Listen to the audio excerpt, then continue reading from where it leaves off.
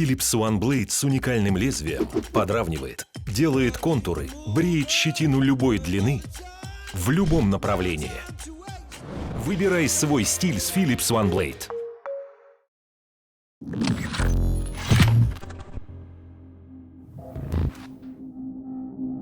Ну что, давай с тобой поболтаем немножко о всех актуальных новостях. И хотелось бы начать, конечно же, попросить тебя рассказать, что происходило после мажора, что происходило после победы, как ты, может быть, отмечал дома, и как вы вообще провели вот этот период прекрасный. Ну, после победы мы немного посидели в автопате, там было после мажора. Но основные эмоции были все равно на самом турнире, ну, то есть все это шоу, фейерверки, и мы поднимали кубок. Вот. А так, в принципе, ты знаешь, когда ты фаворит турнира, ты немного все-таки процентов на 50 ты уже предвкушаешь это и ожидаешь победу. Плюс мы же выигрывали турниры и до этого. Вот, и поэтому на следующий день как бы ты чувствуешь состояние, как будто бы ты выиграл обычный турнир.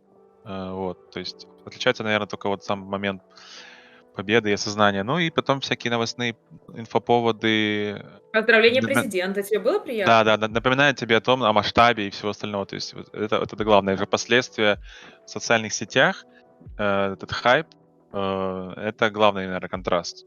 Ну, Все писали об в этом, целом там просто это была журналисты пишут. огромная шумиха во всех странах СНГ, поэтому Рекорды действительно... по зрелищности мы побили Инт. То есть реально приятно Да, да, потом да. понимать, что это реально важное событие. Какой матч понравился тебе больше всего с точки зрения тренера? Точнее, может быть, понравился не самое правильное слово, но показался тебе самым таким содержательным и красивым. Ну, наверное, с Гамбит. Мне всегда как бы мне нравятся те матчи, где мы показываем такую более-менее слаженную игру, ближе всего к нашему пику. Как бы, а так и с Vitality, и с G2 была очень неровная игра. Мы много ошибались, волновались, переживали. То есть видно было, что стресс, давление, они влияют на наше принятие решений, на коммуникацию, все остальное. Вот. А с Гамбит как-то было, чувствовалось, что мы однозначно сыграли этот матч лучше, чем первый и третий в плей-оффе. Вот. Ну и чувствовалась какая-то доминация, коммуникация, активное,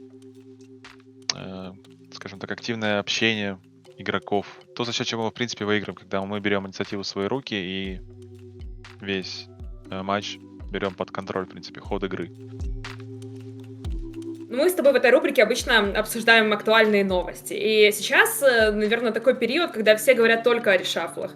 Их огромное количество. Буквально вот за пару минут до старта съемок вышла новость, что Истак присоединяется к НИПам. И на самом деле это не единственный трансфер, их действительно очень много. Поэтому давай обсудим некоторые из них. Ходят слухи, что Робс, допустим, может уйти в FaZe из Mouse Sports. Слышал ли что-нибудь об этом, и как ты вообще относишься к подобной замене, например, если она случится?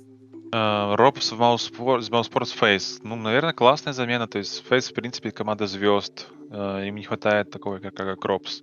Вот, но интересно вместо кого? Наверное, вместо Олафа, видимо. Ну да, говорят, вместо Олафа. Ну, вообще классная идея. Главное это все сложить потом, чтобы это была какая-то системная игра. И все-таки игра командная, и важно, чтобы была не команда звезд, да, типа, а звездная команда, чтобы в конечном итоге это все был единый организм. И Изитак, и Стритак в Непах, мне кажется, классное решение, потому что там играл молодой, неопытный LNZ, а Истритак прям универсальный игрок. Он был изначально в Астралис, его заявляли как 6-7 универсала, который может подстроиться под любую роль. Видно было его развитие до этого в других командах, там, в Герое, как видно было, что он может играть разные роли. Сейчас он получил опыт, как бы в комплекте попадает в НИП, и был у него спад, как бы, результатов. Однозначно есть амбиции, есть невосполненные какие-то потенциал, и он сейчас очень хорошее вливание в команду НИП, 100%. Ну да, вот молодой из нас LNZ, он отправился обратно в Young Ninjas, насколько было понятно из анонса. Поэтому посмотрим на Непов в новом составе. Самая большая заруба, наверное, сейчас между Астралис и Виталити, потому что идет череда замен. Зоника сватают в Виталити, точно так же, как и Дюпри, и Мэджиска. Как ты думаешь, произойдет ли это? Кстати, я ехала с Зайву в лифте, и Спунж там тоже был, и он такой ему говорит: ну что, Зайву, датский состав, датские тиммейты? Он такой: ну не знаю, посмотрим, но было, кажется, понятно, что этому таки быть. Как ты относишься к этому? Я думаю, что это сложный проект очень. Тяжело будет найти успех в целом. Я вообще очень скептически отношусь к переходам одного игрока из одной команды, да, системы, где он играл долгое время, в другую.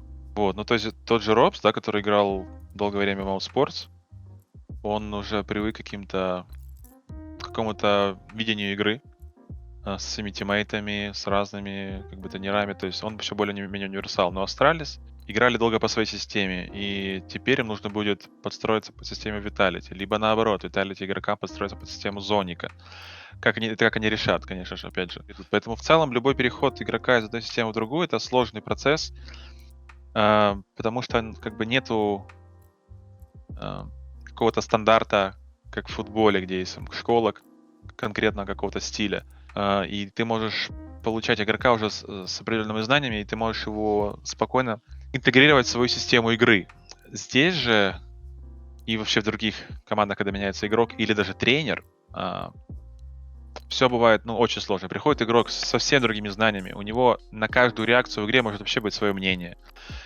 И ему нужно будет это все потом проговорить там с новыми тиммейтами. То есть, причем не всегда это можно проговорить до случившейся ситуации. Многие ситуации ты просто в голове не держишь. Потом она случается, ты можешь проговорить: нам нужно было играть здесь вот таким образом. Они такие: да, окей. И таких ситуаций может быть много. Это может быть долгий процесс привыкания, адаптации. Вот, поэтому это всегда сложно. Поэтому лучше всегда, в будущем, мне кажется, затем, когда ты имеешь уже готового игрока, который приходит в твой состав с примерным хотя бы тем же видением игры или тем же видением системы игры, или который очень гибкий, очень легко может адаптироваться под любые, то есть как пластилин из него можно слепить все что угодно. Так тоже можно. Но когда ты уже долгое время поигрывал, у тебя уже точно есть устоявшиеся убеждения игровые, и их может быть тяжело разрушить. Хорошо. А что думаешь о Блеймэфе и конфиге в Астралис, в свою очередь? Там тоже будет подобная проблема? Я думаю, там получше история, потому что там не факт, что Глейв будет делать все прям как в Астралис. Мне кажется, он может найти общий какой-то баланс между вот знаниями BLMF, его видением игры, конфиг. Тоже сложная ситуация, если честно. Надо очень хорошо понимать внутреннюю кухню этих команд и игроков, как они вообще с друг другом коммуницируют, находят общий язык и все остальное. Конфиг, мне кажется, немного сложный такой персонаж. Личность, да, очень сложная личность. Как игрок, ты в него, как в игрока, ты веришь в него? Игрок хороший с точки зрения вот именно агрессивного стиля игры, но я имею в виду в жизни он может быть... Только я слышал, что есть сложности в характере. Все будет зависеть от тренера, от Глейва, как они это все организуют. На бумаге может все получиться, а может и нет, если они все неправильно сделают. Вот, но легко точно не должно быть. Хорошо, ну посмотрим, это всего лишь, возможно, кажется слухами, однако пока все подтверждается. Когда происходят такие какие-то внутри сцены решафлы, какие-то такие изменения, ты в курсе этих инсайдов или ты стоишь где-то в стороне и особо стараешься не вникать в такие штуки? Конечно, у меня очень много всяких источников, которые мне докладывают всю информацию. Птички, да? Как это в «Игре престолов» было. Хорошо. Да нет, я слышу есть так же, что-то, как и все. Слышу слухи, Да? как и все. То есть где-то прочитал что-то. Я особо не заморачиваюсь по этому поводу. То есть если бы я был каким-нибудь скаутом, может, это было бы важно. Скаутить какие-то вот решафлы там, кого-то переманивать, помогать другим организациям. На такой должности, профессии это было бы важно. Но мне, в принципе, не интересно прям там, Нам это не понадобится. допытываться у кого-то, типа, ну что там, ну скажи, пожалуйста, я никому не расскажу. То есть я просто получаю информацию, такую же, в принципе, как и все. Расскажи, впереди Blast, как быстро вы вообще вернулись к тренировкам, в каком состоянии сейчас ребята? Не было ли вот такого, знаешь, опьянения после мажора некого, и, может быть, недооценки соперников на будущем турнире? Вот какое настроение сейчас у ребят? Ну, под недооценки мы увидим уже на самом турнире, потому что ты никогда не предскажешь это перед, ну, до турнира. Не видишь легкомысленности некой от ребят? Легкомысленности. Тратить денег. Нет, ну, в смысле, знаешь, там мы сейчас приедем на этот Blast, заберем его изи вообще, без всяких проблем. Вот таких вот не было мыслей? Ты знаешь, у нас с этим серьезно очень, поэтому мы стараемся таким не заниматься. То есть мы Мгм. изначально опыт прошлых команд а, и ошибок, и выигрышных каких-то моментов, мы стараемся этот опыт учитывать, какие были типа кейсы разные. То есть мы это и проговаривали и часто там просто в беседах с друг другом. И когда ты идешь к какой-то цели, ты, в принципе, все эти нюансы тоже проговариваешь. То есть мы хотим там построить свою эру. Мы понимаем, что были команды, которые выиграли турнир, и потом на полгода исчезали. Или, блядь, команда турнира выигрывает турнир, потом все ждут, что она будет выигрывать, и она год ничего не выигрывает. Когда социум, ну, типа вот комьюнити создает образ, иллюзию образа для какой-то команды, команда может начать сама в него верить. И мы изначально просто к этому относились очень серьезно, и мы стараемся находиться в реальности максимально по отношению к своим силам. Вот, то есть, что мы можем, кого можем выигрывать. Вот мы знаем, что мы там обыгрываем этих, да, кому-то мы проиграли. Проиграли там бигам, гамбитам. Мы подходим к этому серьезно. Почему мы проиграли? В чем была причина? То есть это просто состояние не то. Или они нас переигрывали там, масштабно, там, в тактическом плане, в индивидуальном. И мы начинаем понимать, что если есть команда сильнее нас, то мы должны уже начинать делать что-то, чтобы их обыграть там через месяц, через два. И, само собой, после мажора как бы мы тоже понимаем, что есть такая вещь, как спад, поэтому мы даем там время на ресет, чтобы была мотивация, сильно не перегружаемся. И, ну, смотрим в динамике, как это все происходит. Сыграем сейчас турнир, если видим, что прям идет выгорание, надо будет что-то тоже придумать там на последний турнир.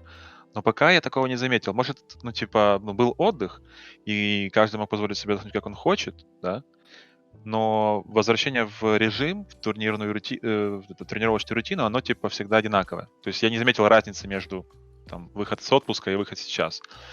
То есть где-то кто-то мог опоздать на праг, где-то кто-то мог там забыть раунд, там быть не в фокусе, сразу бах, там замечание, давай надо в фокусе быть, и все возвращаются к этому. То есть мы стараемся вот эту волну держать, волну концентрации на нашу цель. Ну хорошо, тогда мы будем с нетерпением ждать старта матчей Бласта. Спасибо тебе большое, Андрей, что поболтал и обсудил последние новости со мной. Это была наша рубрика On the Edge при поддержке OneBlade. Пишите в комментариях, что вы думаете, какие команды еще будут образовываться, какие трансферы мы точно увидим, а что может оказаться просто слухом. Присоединяйтесь к нашей дискуссии. Хорошего тебе вечера, Андрей. Пока. И вам, Спасибо, друзья, спасибо, спасибо, всем пока. что посмотрели. Подпишитесь на канал, поставьте свой лайк. Всем пока.